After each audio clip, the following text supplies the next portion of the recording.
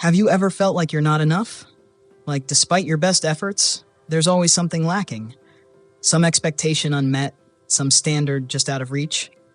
Maybe you find yourself constantly chasing approval, perfection, or that elusive feeling that once you finally get it right, you'll earn the love, rest, or peace you desperately crave. If these feelings resonate with you, trust me, you're not alone. And you're exactly who this book was written for. Hey friends, I'm Bix, and welcome back to Bix Book Summary, where we turn insightful books into storytelling journeys that connect, inspire, and feel like heartfelt conversations with an old friend. Today, we're diving into a book that doesn't just speak to our minds, but reaches deep into our hearts, The Gifts of Imperfection by Brené Brown. It's not merely informative, it's soul-stirring, deeply personal, and powerfully liberating. Let me assure you up front, this book isn't about helping you become perfect. Instead, it's a gentle invitation to stop trying to achieve an impossible standard. It's about embracing who you already are, beautifully flawed, undeniably human, and profoundly authentic, and learning to show up in your life with courage, compassion, and true connection. Brené Brown isn't your typical researcher. Yes, she studies vulnerability, shame, and resilience, but at heart, she's a storyteller who's journeyed through the same insecurities, doubts, and struggles we all face. Her research resonates so deeply because she's walked this path herself, confronting her vulnerabilities head-on and emerging with profound insights.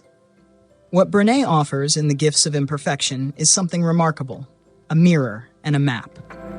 The mirror helps us see ourselves honestly, without judgment, while the map gently guides us back home to our authentic selves. At the very core of this book lies the powerful idea of wholehearted living. Brené describes it beautifully, engaging in our lives from a place of worthiness. It means knowing deep in our bones that we are enough, right now, exactly as we are. We don't need to wait until we've lost weight, achieved success, or gained everyone's approval. We are worthy now. Wholehearted living asks us to let go of who we think we should be and courageously embrace who we really are, with all our imperfections, quirks, dreams, fears, and hopes. It invites us to exchange the exhausting pursuit of perfection for the grounded, gentle courage to declare, I am imperfect, and I am still enough. Now, shifting from striving for perfection to accepting our authentic selves isn't easy. It takes practice, it takes honesty, and it takes deep, generous self-compassion. To support us on this journey, Brené has outlined 10 powerful guideposts. Each of these guideposts helps us let go of the behaviors that hold us back and cultivate practices that uplift us, heal us, and allow us to rise stronger and more authentic. As we journey together through these guideposts, we'll uncover parts of ourselves silenced by shame, perfectionism, or fear, and we'll explore empowering new ways to live that are rooted in authenticity, joy, and genuine self-love. So are you ready to join me on this journey back to ourselves? A journey that reminds us of what it truly means to live courageously, love deeply, and connect authentically. Coming up next, we'll explore the first powerful guidepost, letting go of what people think and cultivating authenticity. Imagine this.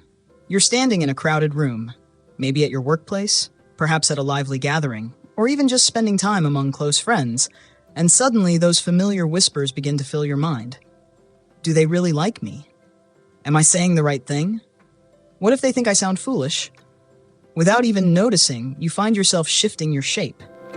You hold back your true thoughts, soften your opinions, and maybe smile a little more brightly, or laugh a bit louder, just to ensure you fit in, to guarantee you're accepted and liked. We've all been there. We're hardwired for connection, after all. And somewhere along the way, most of us learned the subtle art of adapting ourselves to feel safe and earn approval. But Brené Brown challenges us to think differently, to ask ourselves a life-changing question. What if the path to true belonging isn't about striving to fit in, but about daring to be our authentic selves? Authenticity isn't always a grand gesture, as Brené beautifully describes. It's not necessarily loud, bold, or dramatic. Sometimes it's incredibly quiet. It can mean saying no gently yet firmly when the world expects a compliant yes. It can mean stepping into a conversation without your carefully rehearsed script, your polished armor, or your familiar mask. It's choosing, moment by moment, to let go of who you think you should be and courageously show up as who you truly are. And let's be completely honest, that's deeply vulnerable. When you choose authenticity, you risk rejection. You risk being misunderstood. You risk being truly seen in all your imperfections and quirks. But think about the alternative. Living your life as a performance. Endlessly molding yourself into shapes others prefer, all while feeling emptier with every approval that isn't genuinely yours. Brené reminds us that letting go of what people think doesn't mean we stop caring altogether. It means we choose to care more about being truthful and authentic than being universally liked. Throughout the Gifts of Imperfection, Brené opens her heart and shares her own raw, relatable experiences. The exhausting chase for approval, the relentless fear of judgment, and her own dance with perfectionism, which led her not to joy, but directly toward burnout. But gradually, she began to reclaim herself. She chose authenticity, not because it was easy or immediately comfortable, but because it was liberating. It allowed her to finally feel seen, understood, and loved for who she really was, instead of simply admired for how perfectly she could perform.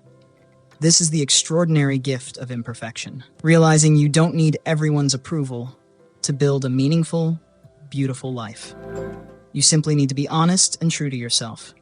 The more authentically you live, aligned with your values and your truth, even when it's difficult, the more deeply you attract people who love you, not because of how impressively you perform, but because they cherish who you are when you stop performing altogether.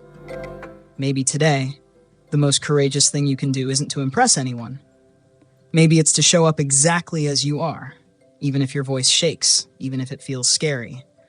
Because authenticity isn't about always getting it right. It's about consistently choosing to get real. Coming up next, we'll explore a powerful next step, letting go of perfectionism and cultivating self-compassion. Imagine perfectionism. It sounds admirable, right? Who doesn't want to strive for excellence, hold themselves to high standards, and ensure everything turns out exactly right? But Brené Brown gently lifts the veil on perfectionism and reveals something deeply important. It's not about becoming your best self. At its heart, perfectionism is fueled by fear. Perfectionism quietly whispers, if I look perfect, act perfectly, and perform perfectly, maybe I can protect myself from criticism, judgment, and shame. It's not a healthy drive toward growth. It's an armor we wear to shield ourselves from the pain of feeling unworthy, from the fear of not being enough. Brené openly shares how perfectionism took hold of her life, cleverly disguised as ambition, determination, and self-discipline. On the surface, it looked like success. But beneath the polished exterior, there was exhaustion, anxiety, fear of failure, and an overwhelming dread of being discovered as less than perfect. She was performing rather than truly living, protecting herself rather than connecting authentically. And here's the powerful truth Brené learned through her own struggle. Perfectionism never leads to true fulfillment or excellence. It only leads to relentless self-criticism. Because no matter how much you achieve, perfectionism always whispers, it's still not enough.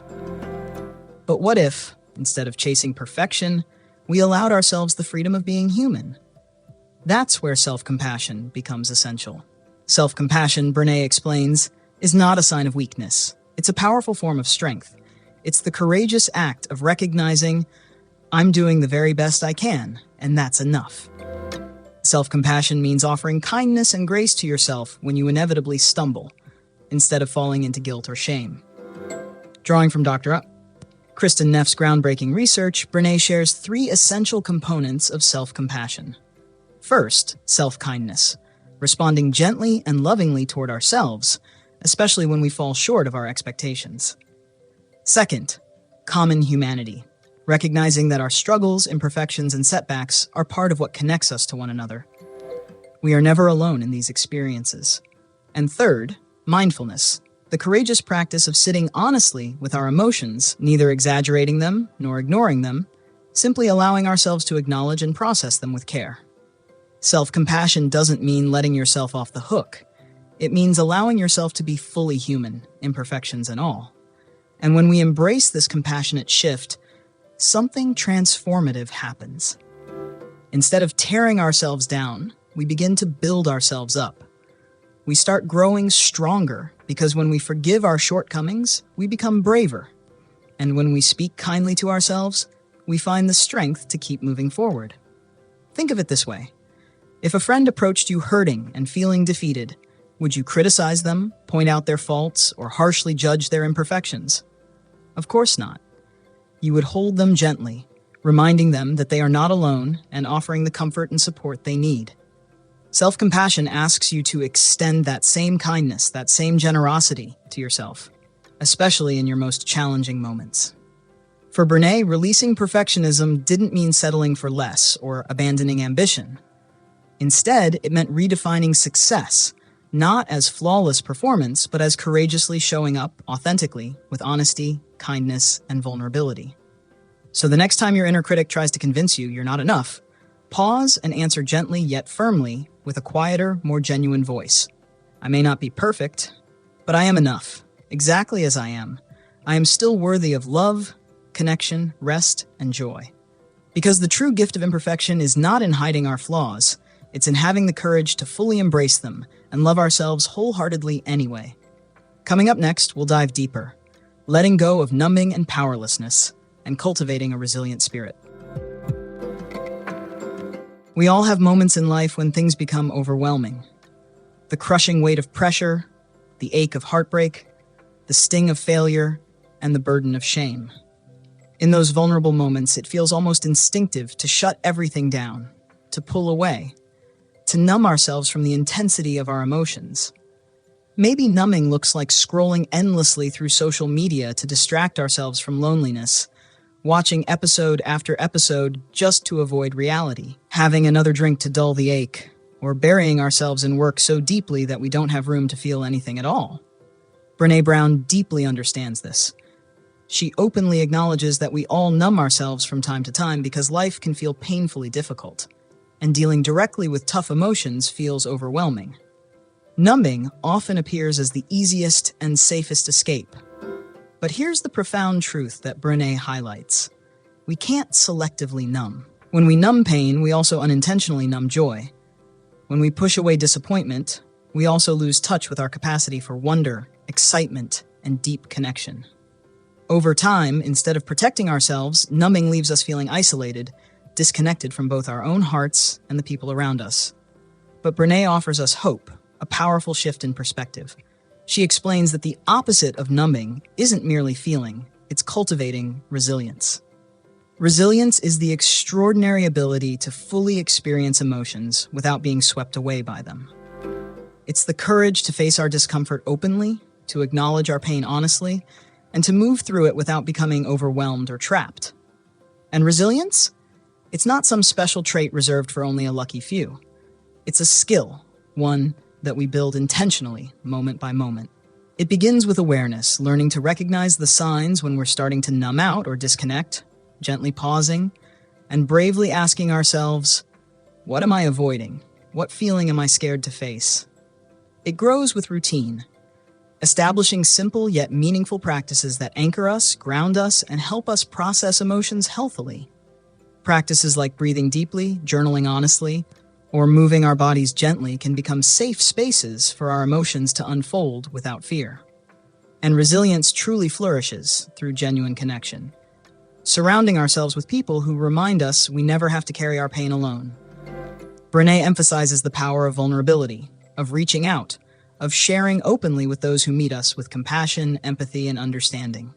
She gently calls us to stop pretending we're fine and encourages us to live more intentionally, mindfully, and fully alive. One practical yet profound practice Brené highlights is gratitude, not as forced optimism, but as a steady, grounding presence. It's the intentional choice to notice goodness, beauty, and small moments of joy, even in the midst of life's storms. It's a powerful way of saying, even here in the mess, there is something worth noticing, something worth holding on to. Building a resilient spirit doesn't mean avoiding or denying pain. Rather, it's about trusting ourselves enough to feel our pain fully and authentically. As Brené beautifully reminds us, we cannot run from pain and fully live our lives at the same time. Her research uncovered something remarkable. Those who live wholeheartedly, courageously, and joyfully aren't people who've had easy or perfect lives.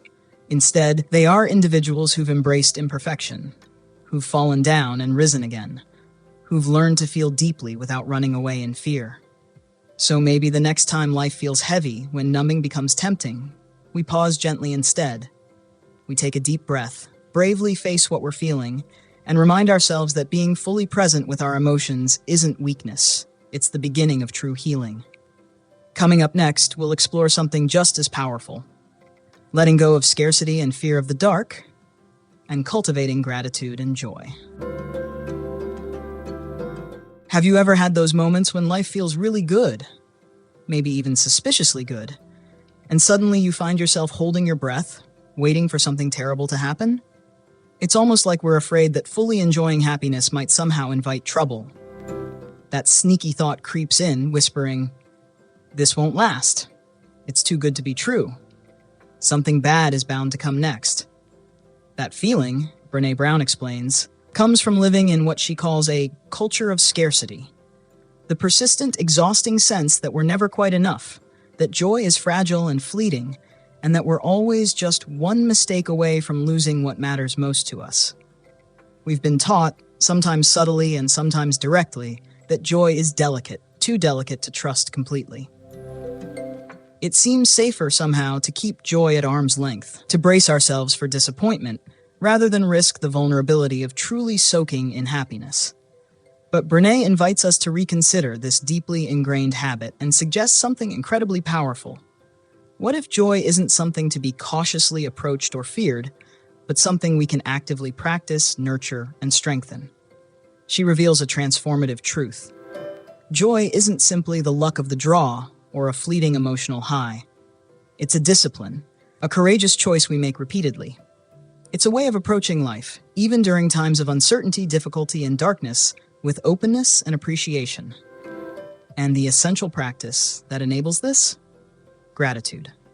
Now pause for a moment, because gratitude might sound like just another cliche, a pretty phrase printed on a greeting card, or forced optimism that dismisses genuine pain. But Brené isn't talking about shallow positivity or denial. She isn't suggesting we pretend things are better than they are, or that we avoid acknowledging our struggles.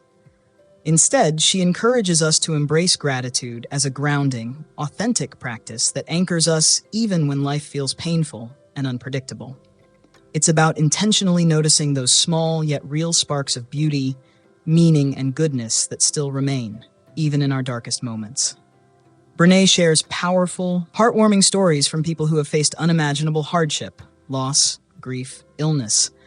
And yet, amid their deepest struggles, these individuals found small yet meaningful moments to hold on to. A gentle sunset, the warmth of a friend's touch, a quiet act of kindness, the comfort of a shared memory, or simply the relief of another breath. She emphasizes something truly life-changing. Gratitude is not merely an emotion, it's a deliberate practice. It's a skill we build that allows us access to genuine joy, joy that's rooted, resilient, and brave. It's not naive or superficial joy, but joy that can endure, even through uncertainty. It's the courageous act of saying, yes, life is uncertain and fragile, but right here, right now, there is beauty worth noticing. It's declaring, yes, things can fall apart, but in this very moment, I am fully present and alive.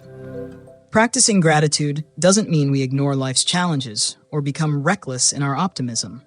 Instead, it frees us from the exhausting cycle of preparing for tragedy and allows us to fully embrace the moments of beauty available to us right now. Because here's the profound truth Brené shares. Joy doesn't weaken us, it strengthens us. It nourishes our spirits, sustains our resilience, and deepens our capacity to hold both joy and pain side by side, without being overwhelmed or lost in either. Brené gently encourages us to stop rehearsing disaster, to stop anticipating disappointment, and instead, lean courageously into the joy available to us today. Let it in fully, savor it wholeheartedly, and trust that our joy isn't fragile, it's foundational.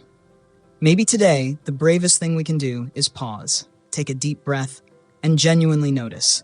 The gentle touch of the breeze against our skin, the comforting warmth of a sincere hug, laughter shared over dinner, or even just a quiet moment of peace.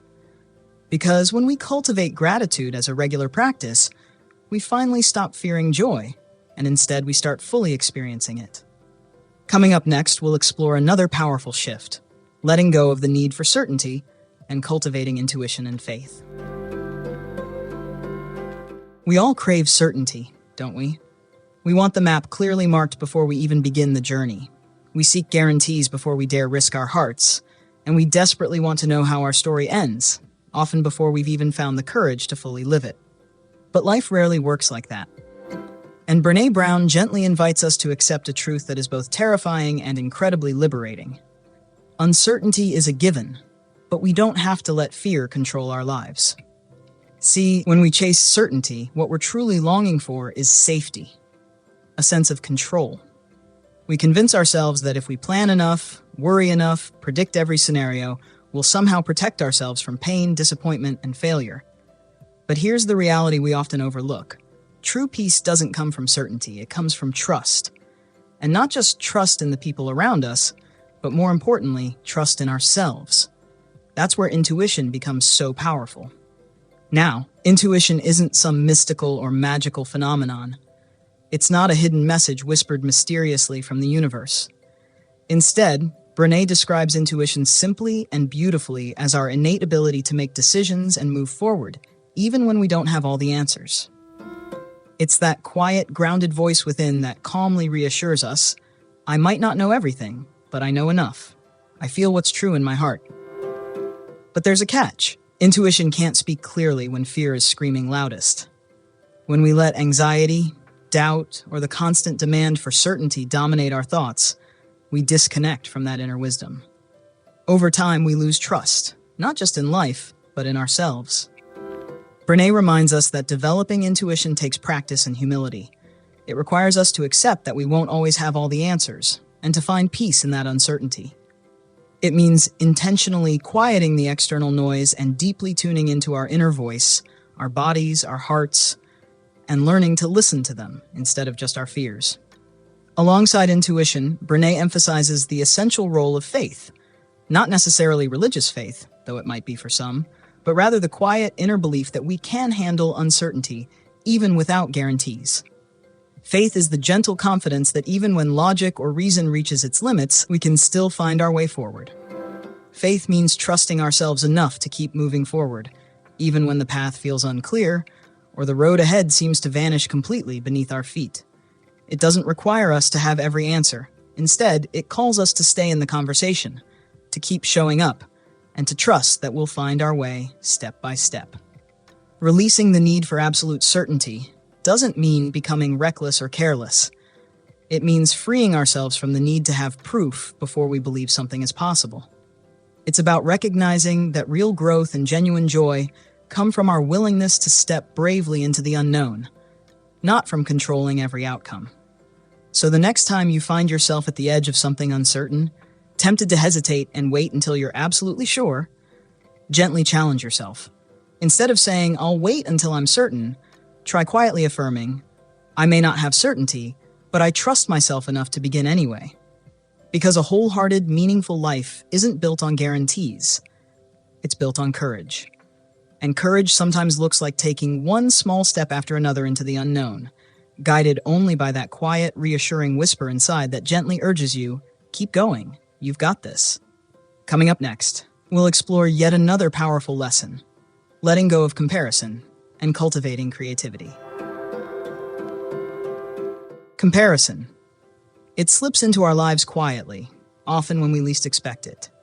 Maybe you're scrolling through social media, casually seeing someone's dreamy vacation photos, someone else celebrating their big promotion, or glimpsing another couple's picture-perfect relationship. And before you know it, you're left feeling smaller, less accomplished, and somehow behind in life. And the hardest part about this feeling? You didn't intend for it to happen. It just did.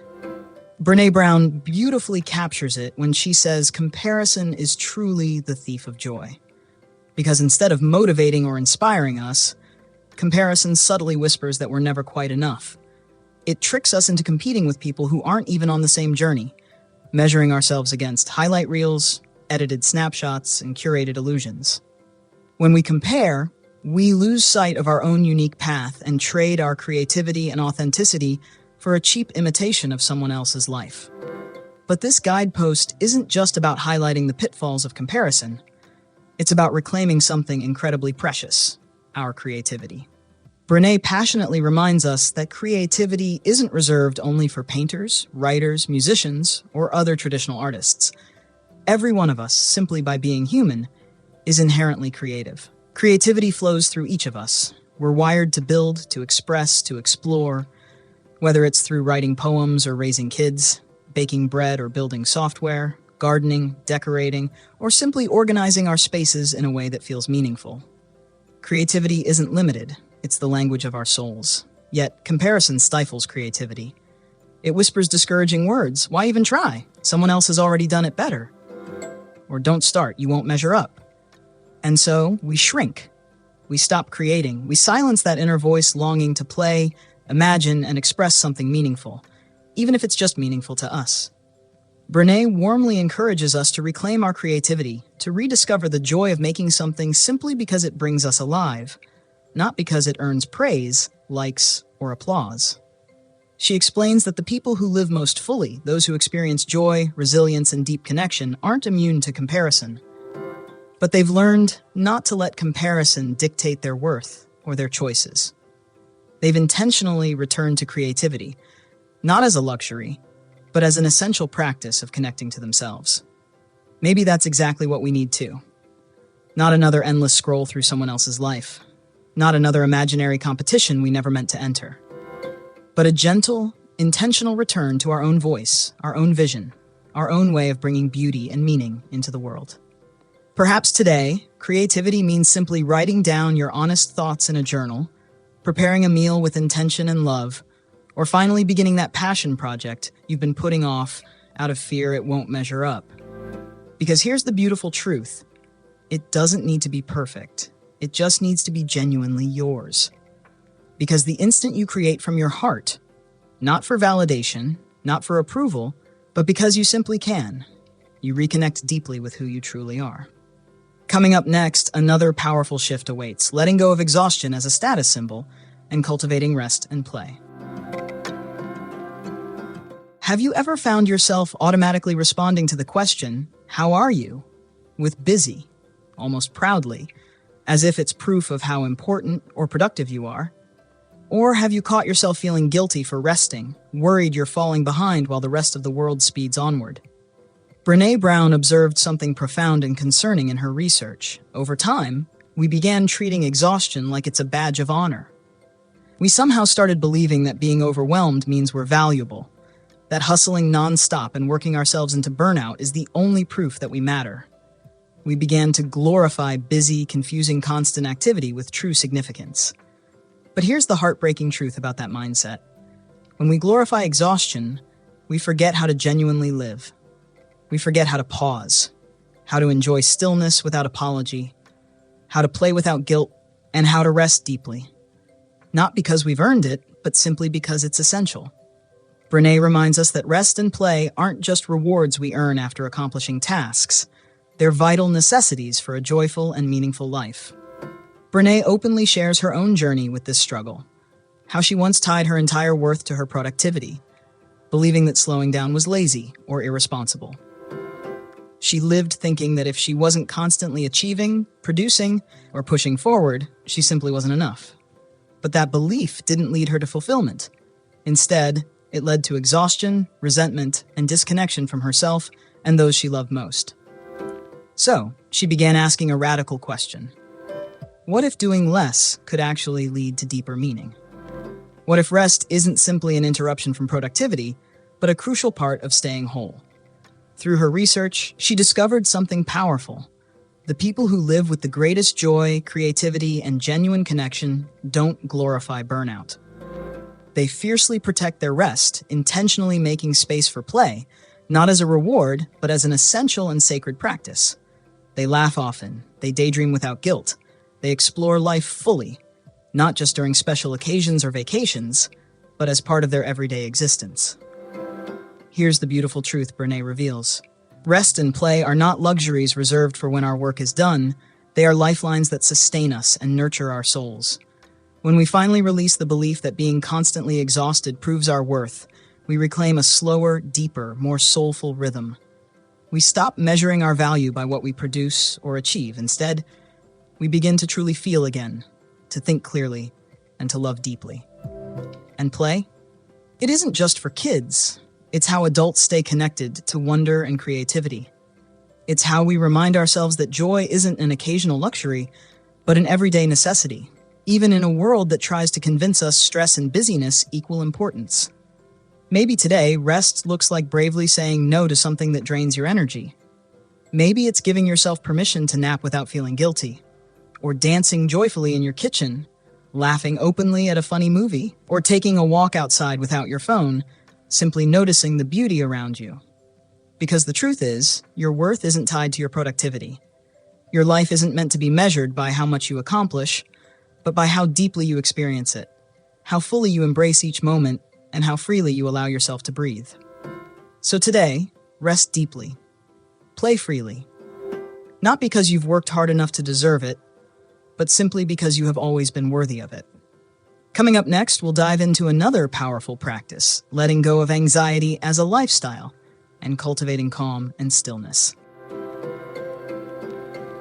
In a world that never seems to pause, where notifications constantly ping, news cycles spin endlessly, and everything feels urgent and immediate, anxiety has quietly become our companion, humming beneath the surface of daily life. It doesn't always show itself as panic attacks or obvious worry. Often, it's more subtle, a persistent feeling of restlessness, the underlying pressure to constantly do, achieve, or respond. Without even realizing it, that anxious pace can become our normal rhythm. It becomes a lifestyle, one that feels deceptively comfortable, even as it quietly drains our energy, joy, and peace. Brené Brown discovered something profoundly important in her research. Calm and stillness aren't accidental or automatic. They're deliberate choices we make. They require practice, they require intention, and above all, they require protecting and creating space in our lives. Because anxiety, while it often starts as our body's natural response to stress or fear, quickly morphs into a false sense of control. We trick ourselves into believing things like, if I worry enough, I'll be ready for anything. Or if I stay busy enough, I won't have to face how I'm really feeling. And most of all, if I keep moving, I'll avoid falling apart. But the truth, Brené reminds us, is that worry doesn't protect us. It separates us from our own peace, from clarity, from genuine connection, and from the beautiful moments unfolding right in front of us. Calm isn't the absence of chaos, she teaches. It's how we choose to respond to it. Calmness is that courageous pause, that deep breath we take before reacting. It's choosing to sit compassionately with discomfort instead of immediately rushing to fix or avoid it. It's responding thoughtfully from intention and clarity, rather than impulsively from fear. And stillness? Stillness isn't simply silence or absence of movement. It's the space we intentionally create to reconnect with ourselves. It's where we finally hear our own voice again. The quiet wisdom that's been drowned out beneath endless distractions and noise. Brené vulnerably shares how, in her own journey, she had to unlearn the belief that slowing down was a sign of weakness. She had to relearn that her value didn't depend on how swiftly she responded to emails or how efficiently she tackled every challenge. Instead, she discovered that calmness itself is strength, a deep, powerful strength born from trust, mindfulness, and the belief that she didn't need to rush or chase every problem to prove her worth. She gently encourages us to start small. Maybe today, calmness means taking a single deep breath before you respond to something that stresses you out. Perhaps stillness looks like spending 5 intentional minutes without your phone or screen, or going for a walk without rushing toward any particular destination. Maybe it's as simple as pausing in the morning before the world rushes in, allowing yourself a quiet moment just to be.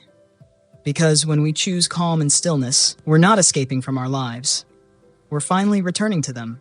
We become more present, we listen more closely, we love more deeply.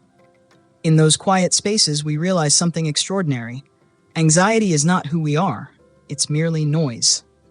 Beneath it, there's a peaceful, steady presence that's always been within us, waiting patiently for our return.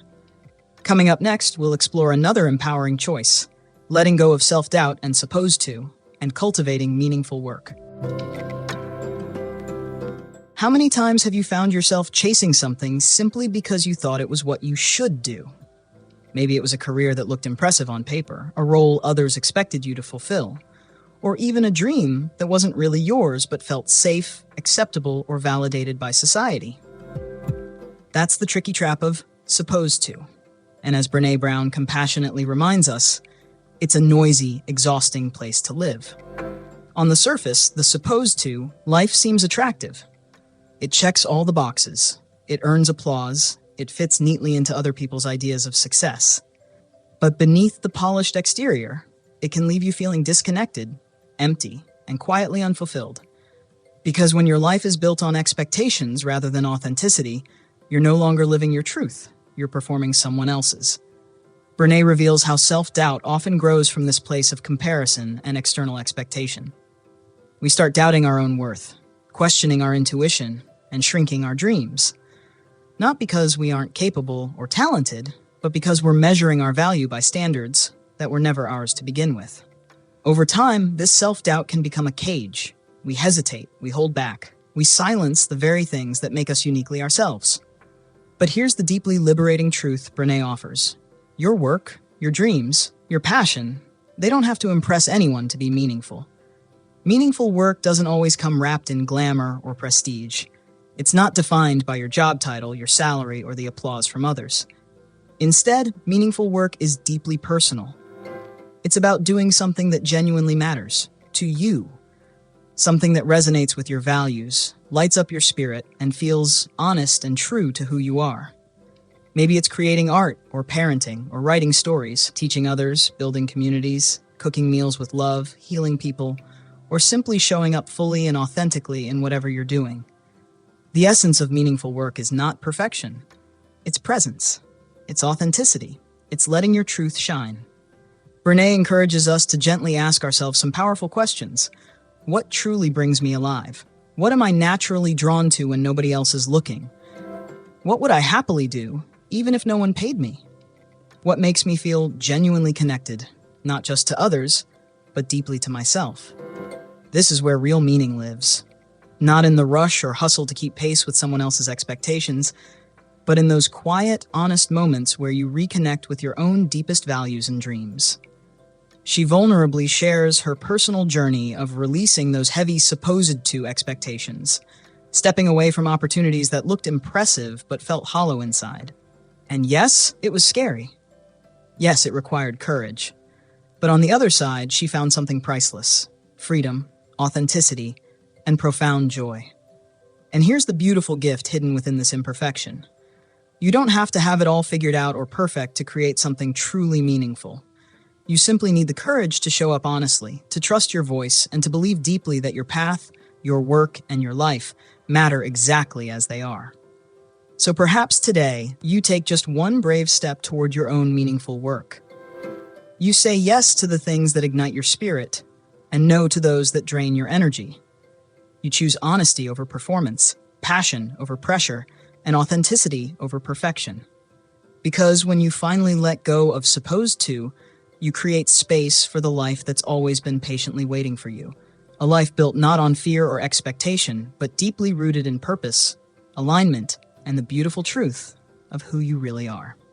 Coming up next, we'll conclude this journey together, embracing wholehearted living, reminding you once and for all, you are enough. If there's one powerful truth that resonates throughout every page of the Gifts of Imperfection, it's this simple, beautiful fact. You are enough. Not someday, not after achieving your goals, not once you've fixed all your flaws, but exactly as you are, right here and now. Brené Brown doesn't give us a roadmap to a perfect life. Instead, she lovingly offers a mirror, a compassionate reflection of the messy, courageous, beautifully human lives we're already living. This is a life where we no longer hide our imperfections but embrace them openly. It's about no longer chasing worthiness as if it's something external to be earned, but instead living and breathing from a place where we know, deep down, we are worthy right now. Wholehearted living, as Brené teaches us, isn't about having everything neatly figured out. It's about showing up authentically, again and again, even when it's messy. It's about waking each morning with the brave intention to be honest, gentle, and compassionate to yourself and others. It's about laughing freely, resting deeply, feeling fully, creating joyfully, and connecting sincerely. It's about allowing yourself the radical permission to experience genuine happiness without fear or guilt. As we've journeyed together through these 10 transformative guideposts, we've discovered that perfection was never the goal. Presence is. We've learned that comparison steals our joy while creativity replenishes it. We've realized numbing ourselves doesn't protect us. True courage does. We've remembered that rest isn't laziness, it's sacred self-care. And authenticity? It's not about always being loud or bold, it's simply about being honest and true. Most importantly, we've seen clearly that we are never truly alone in our struggles. Every one of us faces moments of shame, fear, longing, and self-doubt. Every single one of us yearns deeply to feel seen, valued, and loved exactly as we are. And the beautiful truth is this: you already are.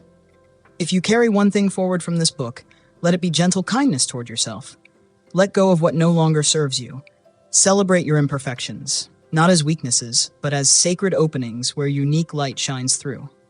Remember, the bravest, most empowering, world-changing thing you can ever be is yourself. Thank you from my heart for joining me on this powerful journey through Brené Brown's The Gifts of Imperfection. I hope it touched you deeply, just as it did for me. If this summary resonated with you, please consider liking, commenting, and subscribing to Bix Book Summary. This channel thrives on deep, soulful conversations inspired by incredible books, conversations that spark genuine transformation in our lives. And if you'd like to support the channel and dive deeper into Brené's profound wisdom, you can grab your own copy of The Gifts of Imperfection through the link in the description below. I truly appreciate your support. Until we meet again, my friends, stay gentle with yourself, stay brave in your journey, and most of all, stay wholeheartedly and beautifully you.